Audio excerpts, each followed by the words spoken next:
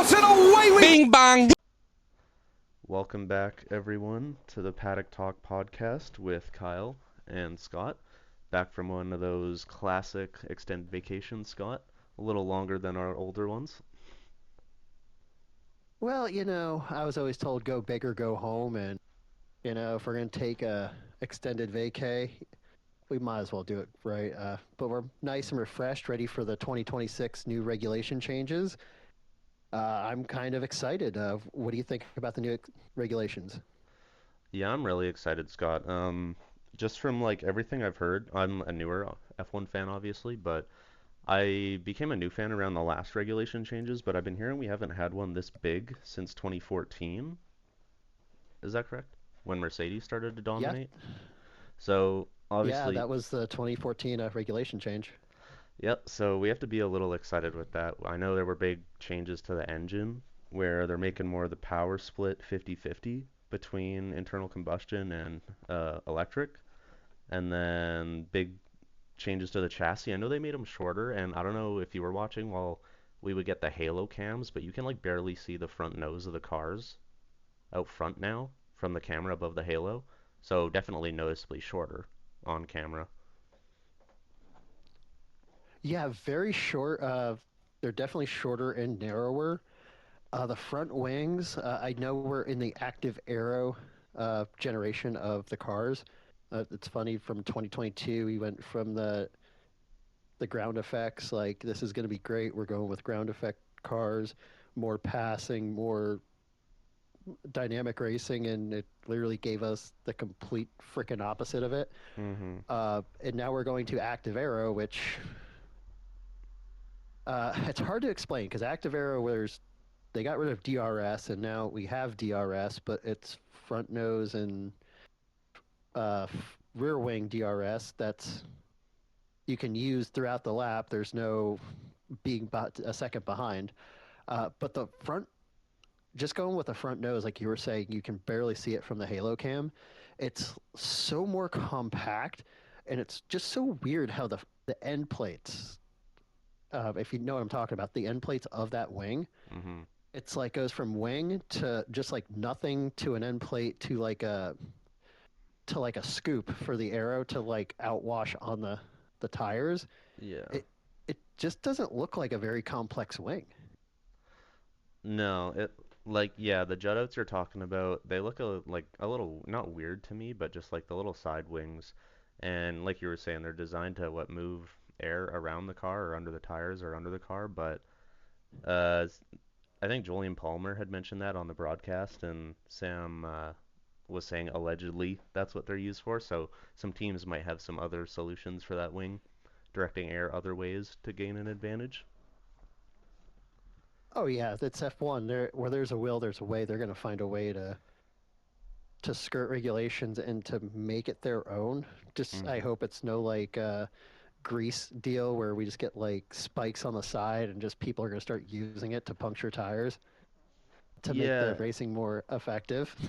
yeah, that's one thought I had too, just with how more advanced the front wings are. I wonder, because we saw it last season too, like you could lose half your front wing, it seemed like, and barely lose any performance. So I wonder if that's going to be more of an effect this year, even just like the side parts of the wing being taken off. I wonder if that'll affect the aerodynamics of the car more going into this season.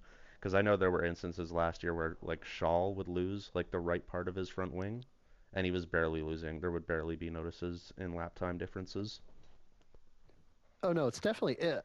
During the ground effect era, it was definitely not like the era when you were getting into F1 where these front wings were just massive, complex works of art that were just like if you just mess with one single end piece or like one particular bracket on that car, that it was the race is over. You're losing 10%, 15% downforce. You just can't drive. You might as well just come in and like pit for a new front wing. And that's what was great with the 2022 cars. It was more bitey. You could kind of clip something, lose a piece of your end wing, and then go stay on track and you weren't losing some of this performance. But it just looks like they've maximized this to where it's like all the aerodynamics are straight in the front. and then it's just like straight beam and then outwash to disperse the dirty air or what dirty air there is left on that front wing. But I just tip my hat to F1 constructors. They just really, really just know what they're doing. I'm Hmm. sure by halfway through the season, we're going to have a bunch of new stuff happening and a lot of more gray areas being touched upon. Oh yeah, it's definitely going to seem like it's going to be a development race to start the season. I know, I don't know if we're getting away from the new regulation changes quite yet, but do you want to stick with them? Oh, yeah, for sure. So there is the front wing and the rear wing are both DRS, but you can use it every single lap. There is no staying behind. There is a overtake and boost option. Overtake is the new DRS to where you can use your stored battery power to to use throughout a lap. If you're 1 second, so it's pretty much 1 second behind the car ahead of you, but you can Hmm. use it throughout the whole lap. Uh, but the only issue is that I've noticed through testing and practice is the battery doesn't last very long. It barely lasts a whole lap. Um, Yeah, that might affect how drivers can attack, I think, and defend. Just having how much power they're going to have to use from the battery with the new regulations. Um, well, yeah, yeah, and we noticed in testing and in FP1 and here in Australia, it's a lot of downshifting on the front stretch or super stretches where you should be just attacking and then braking as late as you can to like the old cars harvest all your energy. Well, there is no harvesting energy under braking.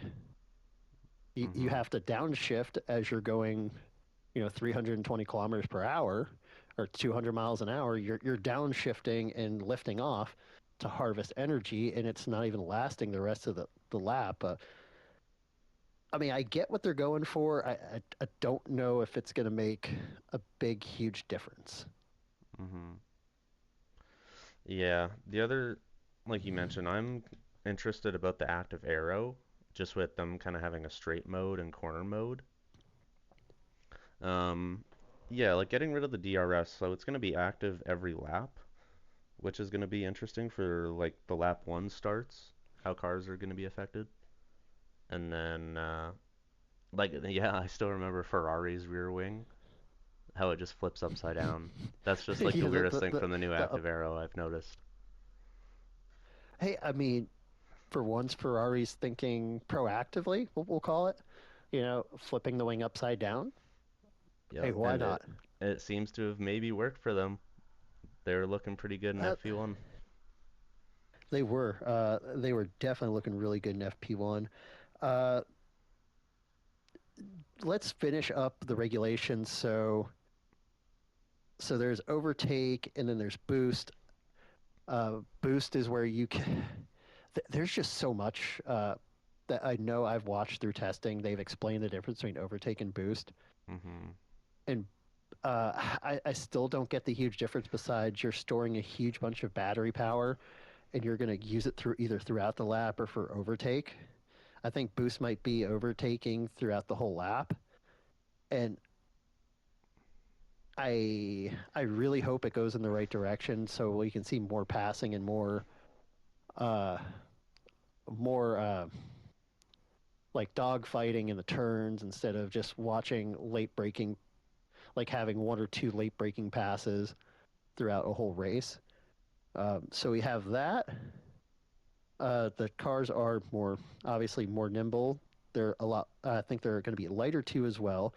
Hmm. Uh, Definitely looks like these guys are elbows out in the cockpit while driving these cars. So that's another thing I do like. And let's talk about how do we not lead the 11th team on the grid. Yep, Cadillac, your new favorite team.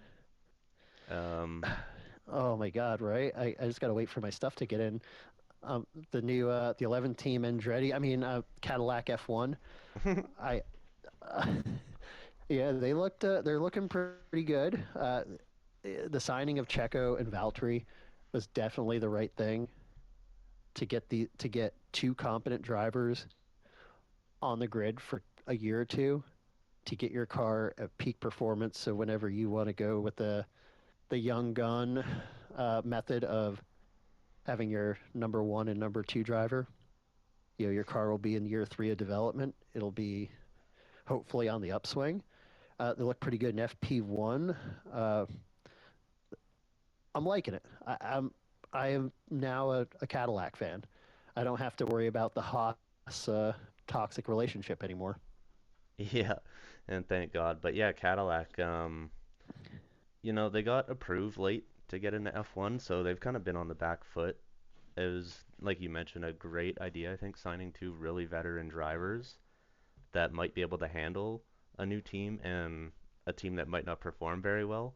I like everything I was hearing about Cadillac during preseason testing and stuff is that they were like 4 seconds off the pace, and that's pretty extreme. They didn't look that bad in FP1. They were still towards the back, so you as a Cadillac fan and me as an Aston Martin fan, we're going to be right there hand in hand at the bottom of the grid. But like the car looks good, I Just think.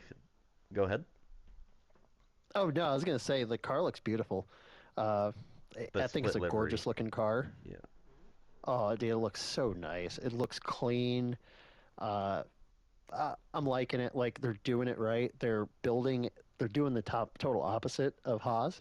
They're building all their components. Uh, I believe another reason why they were allowed to join was they're gonna GM or Chevy is gonna be making all the power units since they got the late approval. I think it's 2028 or 2029 is when the power units will be available to use. So they're going to be using a Ferrari power unit, a nice established, but they're building their own gearboxes. Most of the time, when a team, let's say like a Haas, that doesn't want to spend a lot of money, they're going to use the Ferrari power unit. They're going to use a Ferrari gearbox just because hey, I'm using the power unit, I'm going to buy the Ferrari gearbox. At least Cadillac's taking the initiative. Like, hey, we're going to have our own power unit in 3 years. Let's get our shit together. Let's have the power unit and the gearbox like running complete in a couple years. So they're making their own gearboxes. I just love them actually taking the initiative and being more uh, initiative or taking initiative to be more productive and getting all the stuff ready for a couple years down the road to be competitive.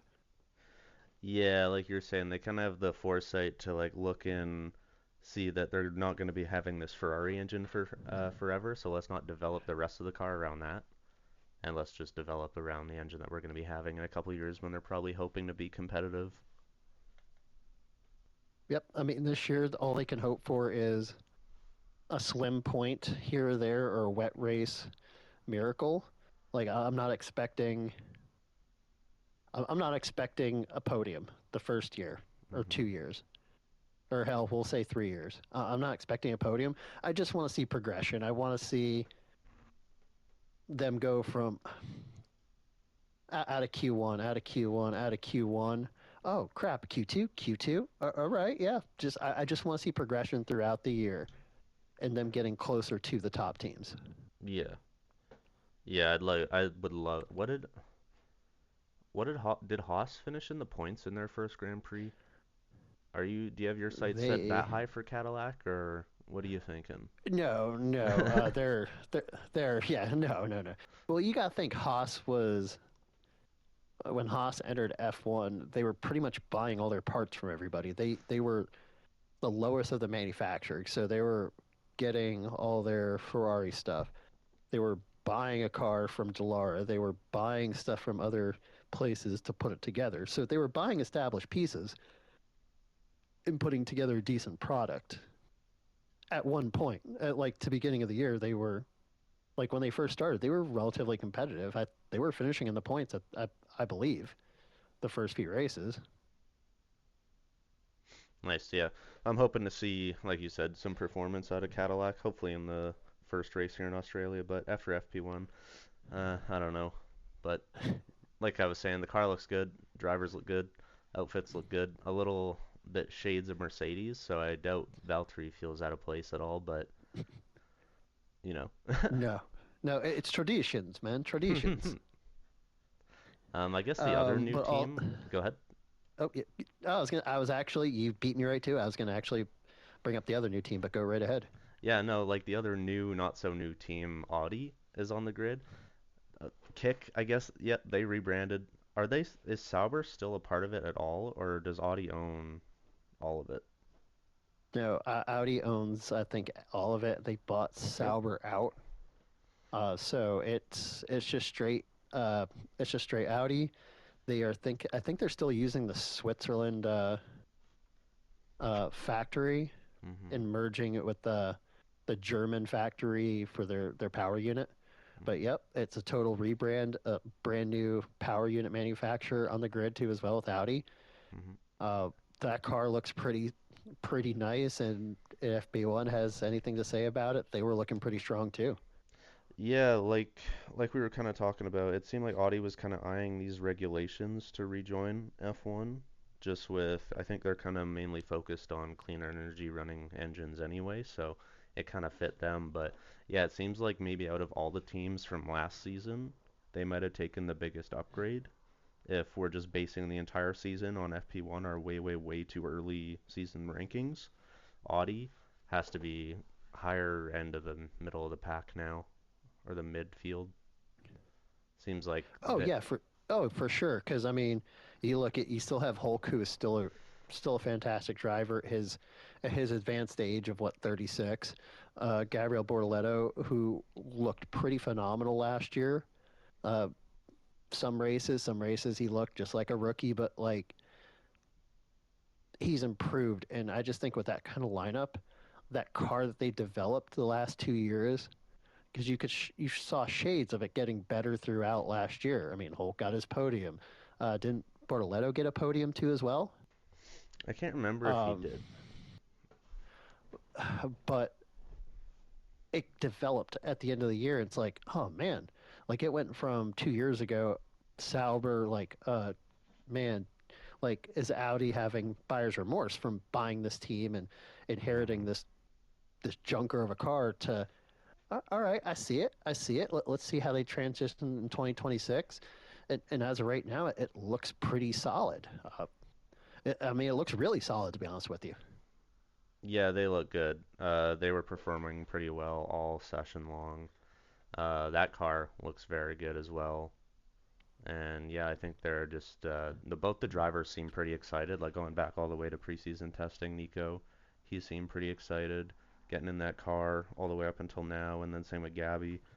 The only thoughts I had though were about the driver lineup. If that car is good, like you were saying, Gabby had shades of it last year. Nico, I know he's a veteran, but I'm just worried that they're not going to have a driver to be able to perform that car to its best this first year. But we just need to see how Gabby kind of develops as a driver. Not saying I'm ignoring It, Nico, but he's a veteran, you know. You know what you're going to get out of it, him. but you're going to get the max like out of him, and he seems to always extract the best out of any car he's in. That's fair. Circa, look at his years at Haas Mhm. driving that freaking tractor. Like Mhm. he always seemed to extract that car, the best out of that car, especially in qualifying. Even this year, like it's this first half of the season, get points, develop best you can, finish races, so you can develop the car further down for the rest of the year and going into next year. Like that's all it is, just finishing races, getting into points. The more money you make at the end of the year, like that's the name of the game. I think they have a decent lineup to do it. Mhm. Yeah. And if FP1 is anything to show for the rest of the season, it looks like they're going to be competing for points every Oh race. yeah. So should we talk about the team that won't be competing for points um, every race, or even let's just say finishing races? Because Honda is back as a main power unit supplier of Aston Martin, and they they've regressed 11 years. It looks like. They absolutely have, Scott. I know this reference is getting beat like a dead horse, but Alonso will let out another GP2 reference at some point this season. That car, he's barely driven it. They started late, like Yeah, we said, and they barely did any running from the preseason testing. I think they missed the shakedown. I can't quite remember. Nothing but they showed reliability. up late. They Okay. showed up late to the shakedown. Williams missed the shakedown. Okay. Um, barely did had so many reliability issues in preseason testing, and Fernando didn't even make it out of the garage in FP1, and then Lance did but 3 laps before he had to shut the car down. So, and apparently the big issue is vibrating from the engine. I guess a lot of teams have mentioned that, but that can't be the only issue why Aston Martin is going to finish just so low down the standings this year. That car looks terrible. Uh, like the poor guy, poor Fernando, going to be 45 this year, and already is just going to be stressed out. Like, I don't understand how you take a power unit supplier like Honda, who had this great success in the 80s and 90s. They leave, they come back into the 2000s, have some success, come back in the mid 2000s just as a power unit supplier and just shit the bed for 3 years. Like just reliability issues. Literally took a decade off Fernando Alonso's life Mm, in those 2 to 3 years. And then they leave, they go to Red Bull, and there was some there was some issues the first little bit, but it just seemed like, oh man, like Red Bull seems to extract the best. Lawrence builds this huge Taj Mahal of racing, like the best of engine department, wind tunnel, technical, and Honda gets the keys to the new castle, and it's just like they're the worst power unit supplier by not even a little, a lot. I boggles my mind. yeah, if Cadillac's going to be 4 seconds off, Aston Martin's going to be 10 seconds off the way it's looking to start the season. Like, Hell, they're not even going to race. Like, yeah, they're not from going to what finish Newey was Australia. saying, they're not even going to race. They're going to run 10, 15, 20 laps and shut it down. Just a it's going to be FP4 for them Oh race my. day on Sunday, which is kind of brutal to start a season, but McLaren started their season terrible. They just started with a practice session the other year, and then that's when they kind of turned it around. So hopefully Aston Martin's on the same progression path, but I things aren't looking too up in the land of Aston Martin right now. I think if I'm Lawrence Stroll, like, why? Like, I spend all this money on my son just to race, and that's a whole nother show in general of just why Lance Stroll should not even be in a race car. But you spend all this money on your kid to race. You buy this team. You build this program. You get one of the best drivers out there in Fernando Alonso, and it's just disappointment after disappointment. You get Adrian Newey, the greatest wizard of all time the of technical revolutionary history. He Hmm. has almost a year to come up with a car design, and they show up late to shake down. They barely get any running and testing, and now before even FP1, it was like, yeah, the vibrations are so bad. Like Alonso's gonna have nerve damage in his hands if he runs more than Oh 20, my. 25 laps. Lance can only do 15. Uh, yeah, this is brutal. It's yeah. Those aren't things you Uh, want to hear when you're starting a new Formula One season. in I can't remember who I was listening to when it was said, and it might have been I can't remember. It might have been the race, but the difference between Honda and Red Bull and Honda and Aston Martin, the Honda and Aston Martin vibes kind of give Honda McLaren vibes because when Honda was having their power unit issues and reliability issues, McLaren was like, "Oh, well, our car is like one of the best, so it's obviously your fault." When they go to Red Bull, it's like, "Well, we're having issues together. It's a car and engine issue." And they seem to kind of meld together. And now, like with Newey and uh, the head of Honda, they had their press conference before the uh, FP1, and it was like Newey's like, oh, the car's fine. It's just the power unit vibrations. Like, oh, so we're already starting this process of my car is fine. It's your fault. Yeah. It's a, it's a lovely start to the relationship. Yeah, and do you think he has that mindset because he is just like the best like car designer in the world? Do you think it's his bias towards himself being like, well, it can't be the car I designed, it has to be the engine. Oh, I mean, he's got almost 40 years of proof to back it that it has to be your fault. Yeah. If I'm Honda, like even if I know he's full of shit, like I kind of be like, maybe it is kind of our fault. Wait, no, no, come on now, it can't be all our fault. Sow the But doubt in your own mind. yeah, but I mean, it is Adrian Newey after all. I would think everybody is so intelligent there; they will figure something out. But Mhm. it's not a very good start to the year. I feel bad. Like if I was an Aston Martin fan, I think I'd be a full blown alcoholic by round 5 or 6. Oh, before Australia even starts, buddy. But also talk. Hitting a shoey already. Oh yeah. Talking about other like the power units we're not too impressed with. Obviously the Honda one. I know it's only been one practice session, but I'm not super sold on the Mercedes power unit anymore. Just all the kind of talk before the season and even going back a couple of years that they were going to be super, super dominant to start the season. I know we haven't even raced yet, but it seems like all the Mercedes power unit running cars were having a little bit of issues in the first free practice session. Obviously, Lando barely ran. I think he retired within 5 minutes. Oscar was kind of near the top 10, but wasn't putting in the fastest laps. And then Mercedes, I thought they were going to finish 1-2 in free practice one. I think they finished 5 and 6, maybe a little lower. Um, I'm again, looking it up right now.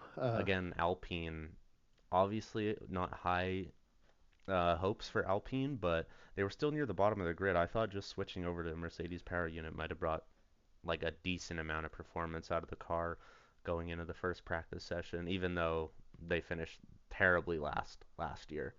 But I don't know, just It, after the first free practice session, I'm not super impressed with the Mercedes power unit because every interview I saw Shaw did whenever Mercedes would be brought up, he's just like, "Oh, I can't believe how much performance they might be hiding."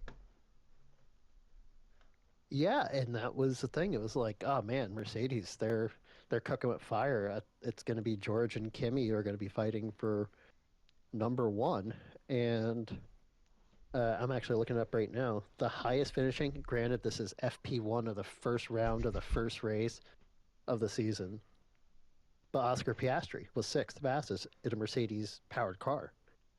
And then it was Russell Antonelli.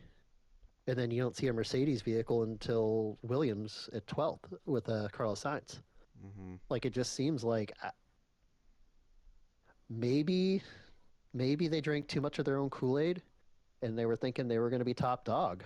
I guess we won't really know until FP2 when they start doing quali runs and we see who's got the best stuff. Hmm. Um, just going back to Mercedes, that power unit, it seemed like they might have been having to lower their pace on the straights. That's where I think the issues were happening.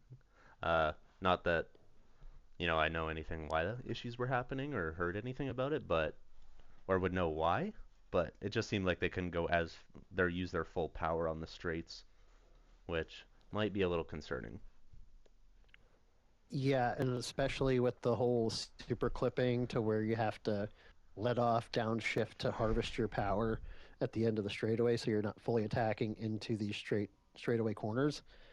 Uh, Maybe Ferrari has found something. And Red Bull Ford. Red Bull's making their own power units in conjunction with Ford. I mean, you got Max and Hadger, 3 and 4, right behind the two Ferrari drivers. I mean, I'm sure Max is happy he's got a teammate who's actually around his times. Yeah, I was actually going to mention that too. Yeah, it was really surprising and kind of probably nice for Max to see his teammate up there, kind of putting in similar lap times as him. Obviously, new regulations. So the car, like a lot of the comments we've heard over the past couple of years from the Red Bull drivers, is that the reason they have troubles is because the car is designed for Max to drive. And I feel like maybe we're so early in new regulations that might quite not be the case yet. So maybe we'll see how Isaac's performance fall off eventually, just maybe as the car is maybe designed a little bit for Max's driving style. But Isaac, he's always looked good as a driver. I think he's going to perform well on the second Red Bull seat.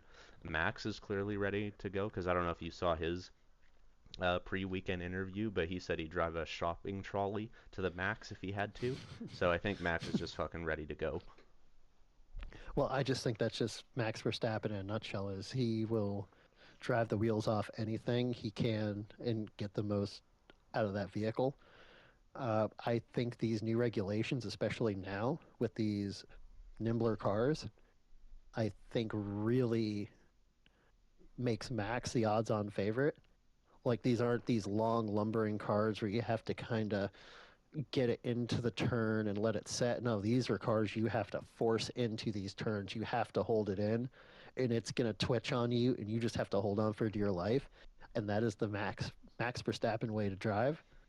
And I think, you know what? I'm gonna say I know. I know he's gonna be like leading the points here within the next week or two. I don't know after this. I don't know. Australia week one, you never know what will happen. But after a couple weeks, I think he's going to be the odds-on favorite in this championship. Yeah, I think he has to be already. Um, George was one of my favorites, and I know he's been kind of the favorite around, just with like we were talking about with the favoritism towards Mercedes, it seemed like.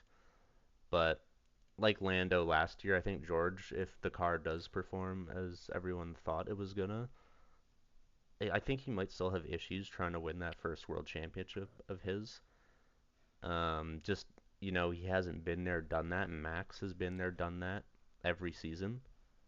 Even if he didn't win last year. So, like you said, I think Max is probably the real favorite going into this season to win the championship. I And mean, to go ahead. oh sorry, I was going to say to quote Ric Flair, to be the man, you got to beat the man. And I There was you kind of saying that last year with Lando Norris, like, hey man, if you're going to be the champion, you have to beat Max Verstappen, go. and that's what he did last year. So that's what George's mindset has to be. Is like it can't be. Well, what will the car give me? What will Some days that car's not going to give you a top three car. It's Yeah. going to be a top five, top six car. You have to make it a top three car. You have to extract everything you can out of that vehicle. And this year might be the year where he's going to have to either do that or Toto Wolff's going to be like, well, do I have that guy? Mm-hmm. Yeah, yeah, it's gonna be exciting to watch things work their way out this season. Did we have we talked about Ferrari at all yet? Um, I know we briefly mentioned them with their radical rear wing Yeah. development. But no, we really haven't. Besides, they were number one, too. Leclerc, Hamilton, in FP1. Like they look really good right out of the gate. Yeah, they have, and I've heard a lot of them kind of being the dark horse coming into this season, and it kind of seems like they might be going ahead as one of the better teams. I know they've had the best starts in all their practice starts in the preseason, just with the turbo, the way it's been spinning up the engine.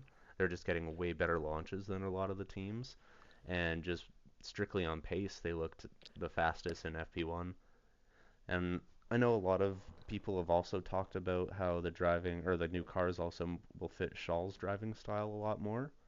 So I can't remember what year it was, 2022 or 2023, where Ferrari was kind of battling Red Bull there, or Shaw was kind of in the championship for half the season. But hopefully we'll get another season of Ferrari and Shaw fighting, and maybe them not falling out of it due to their own, Ferrari doings.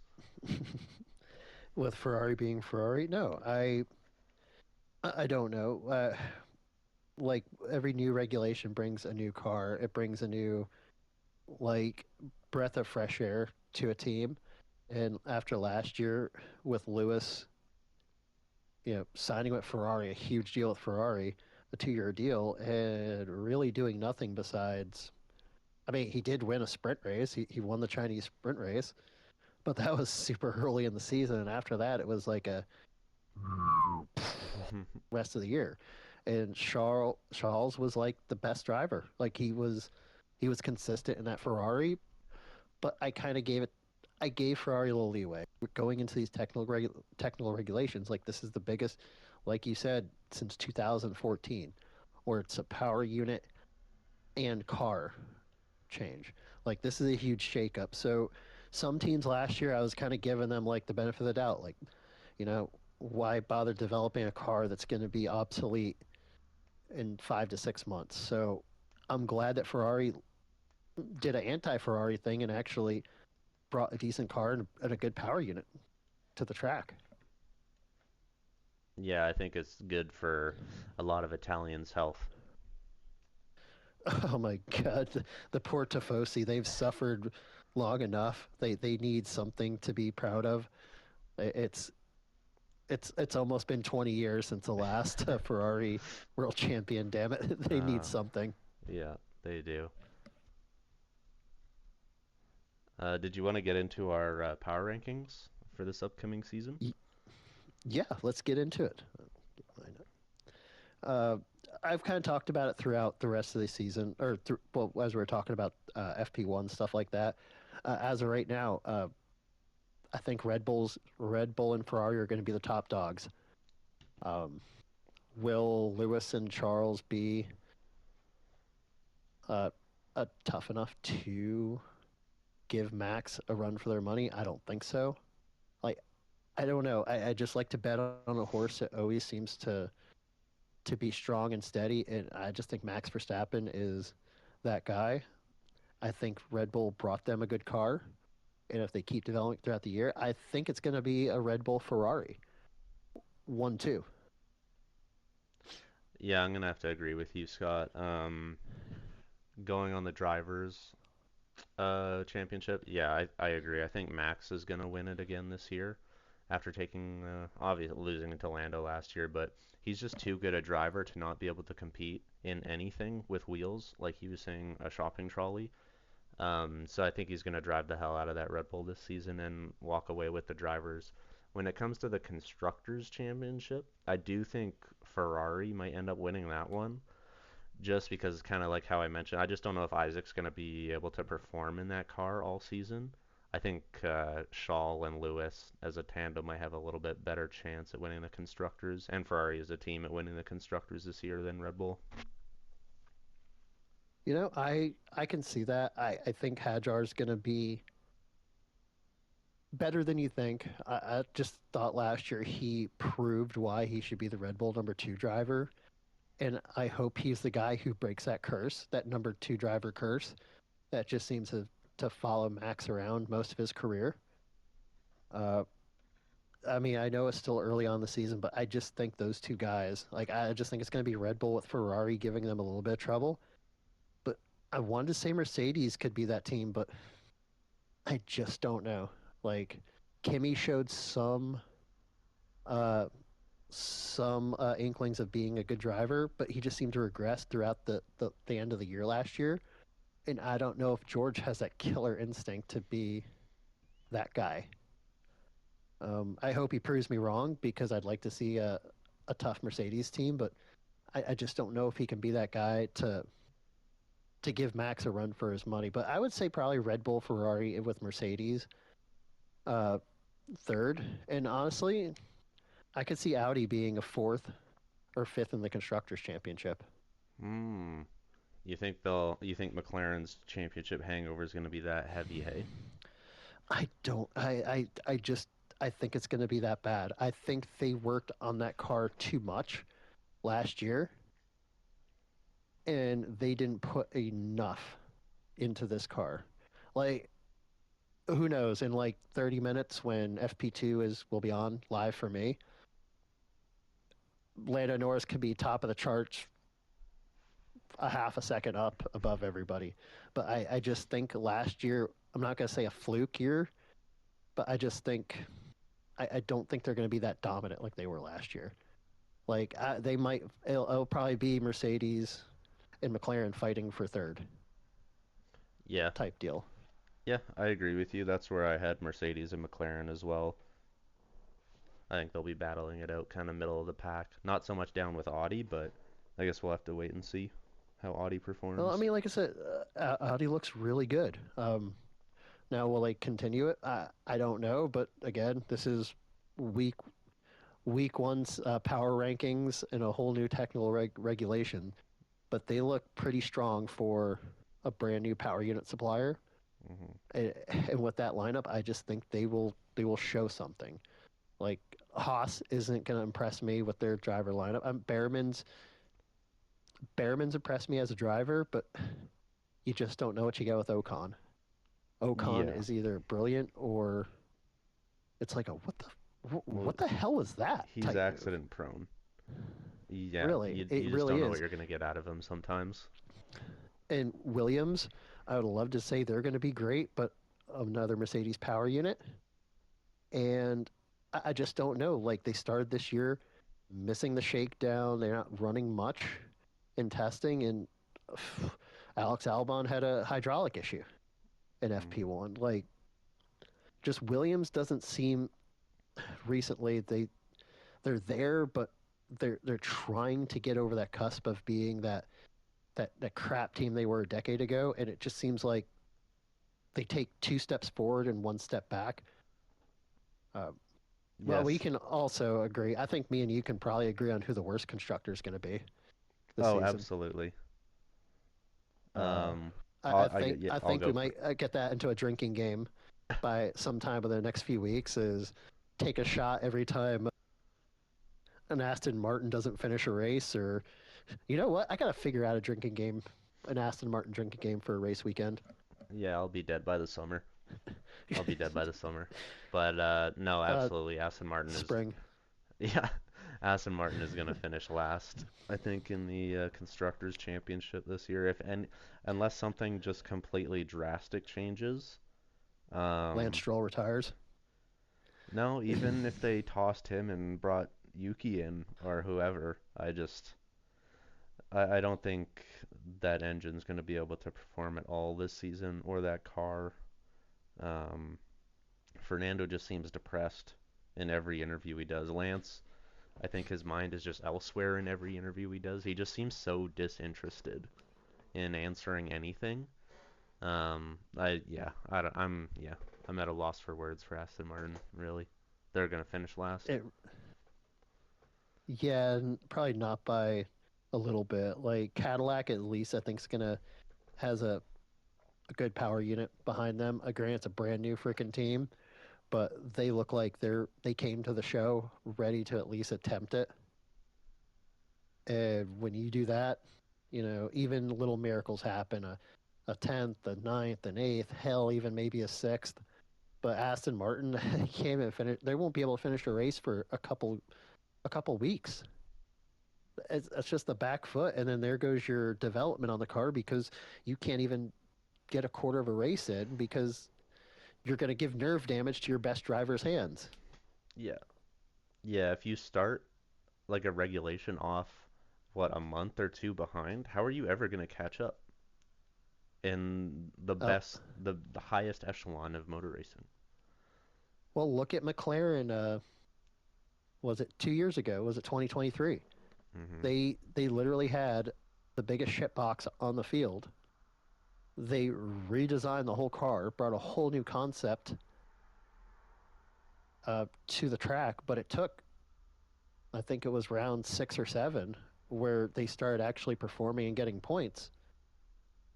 Uh, Max had already won the championship. He literally cruise controlled to that championship with Norris and Piastri kind of catching. But like if you bring that kind of car to the start of the season, like it's like why bother? Yeah. Yep. Why bother? Did you want to get into our picks for Australia, or did you have any Yes, more notes sir. on? No, Okay. I definitely want to get into our picks for because and just so all the listeners know, I was going to say the thousands, but I'll start agree the hundreds of listeners out there. Like that's what we don't go over our picks before we record. So I've been really interested to see who's going to be your picks for the podium in last place. This is my little thrill at the end of the week, people. Like just me and Kyle talking about our picks for an F1 week. Like what the hell is going to happen? But yeah, let's go over it, man. Uh, so let's go over last place. Who do you have finishing in last? So I am gonna have to select my boy El Capitan. This is definitely not El Plan, but Fernando will be finishing last place in Australia.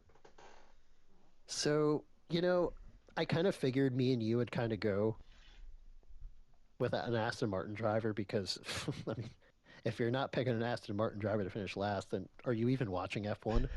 Uh, but at least I think Alonso will make it a little bit.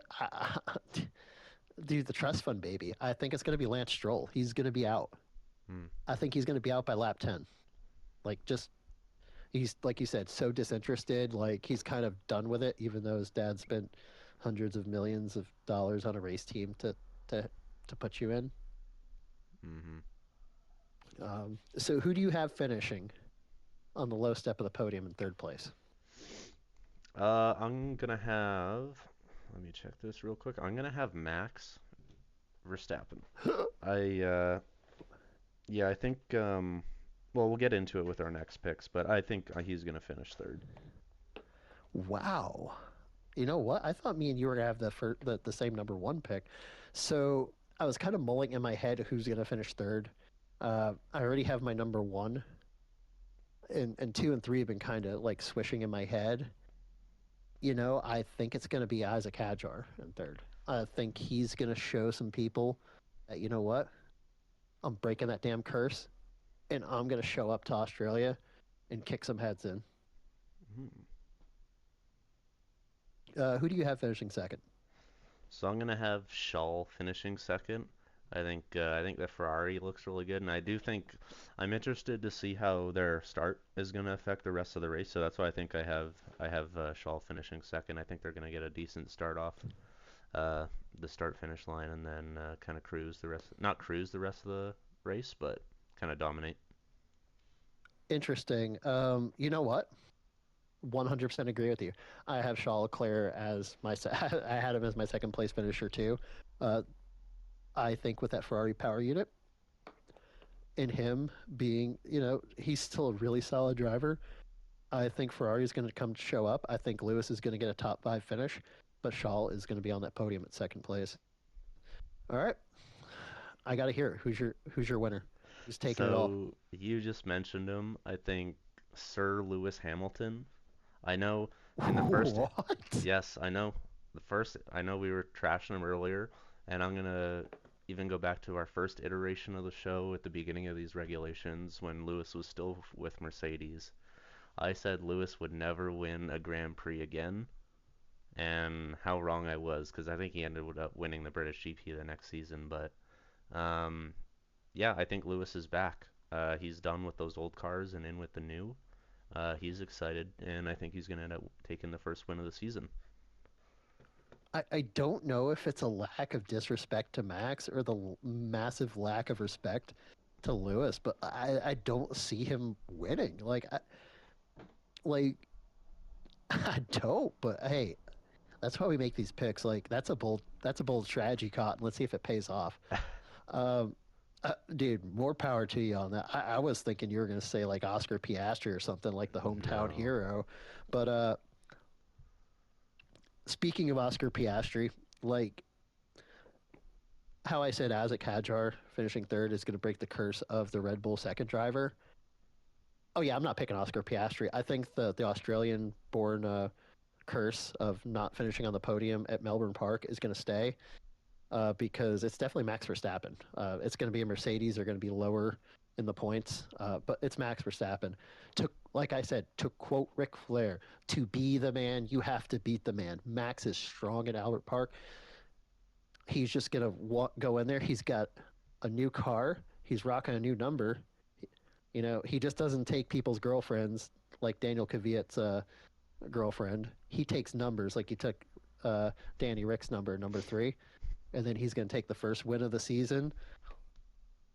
It's a brand new day. Max comes out with the woo and Oh, hits it oh, with the oh, win. oh.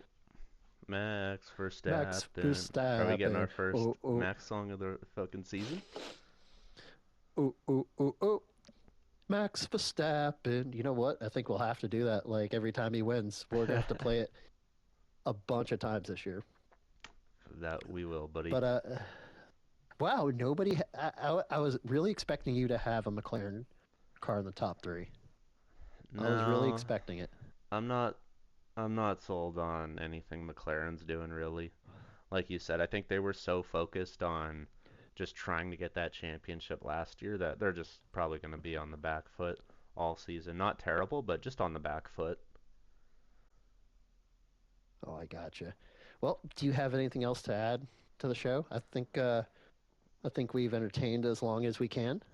No, buddy, that's it. I'm just happy to be back, and hopefully we can keep this thing going and everyone tuning in. Oh, we're gonna get it going. We're gonna keep it going. That's gonna happen with everybody interacting. Please listen to the show, like, subscribe, everything. We're on Facebook, YouTube, Instagram. We're gonna really push out content this year. Memes, like we'll have our picks up on social media. So please interact with us. Tell us what you think. Who's your top three? Who's your last place?